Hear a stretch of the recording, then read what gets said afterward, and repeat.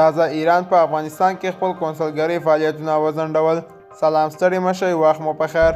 په لوی افغانستان چینل کې د تا ښه راغلاست وایم.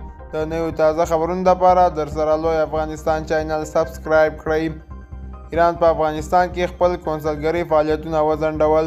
د ایران د بهرنیو چارو وزارت وایي چې په افغانستان کې خپل کونسلګرۍ خدمتونه ځنډولي دي. دغه وزارت نن سه شنبه د اپریل په 12مه نیټه په خپره شوې خبرپاڼه کې ویلي چې په هرات کې د ایران پر کونسلګرۍ د برید او د اعتراضونو په غبرګون خپل ټول کونسلګرۍ خدمتونه تر نامعلومه نیټې ځنډولي دي. په اعلامیه کې دغه راز ویل شوي چې په ایران کې د افغانستان د رژیم اپیر هم د احتضار شوی او په هرات ولایت کې دغه هیواد پر کونسلګرۍ د برید په اړه ورته سخت اعتراف وړاندې شوی دی.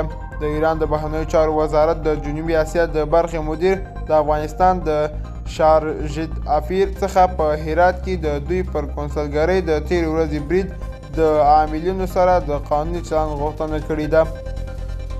یو شمېر معترضو افغانانو پرون په هرات کې د ایران کونسلګرۍ د ودانۍ یوې برخې ته اور ورته کړی و او د ایران ضد شعارونه یې ورکول. دغه راز په کابل کې هم معترضینو د ایران سفارت مخې ته لاریون کړی و.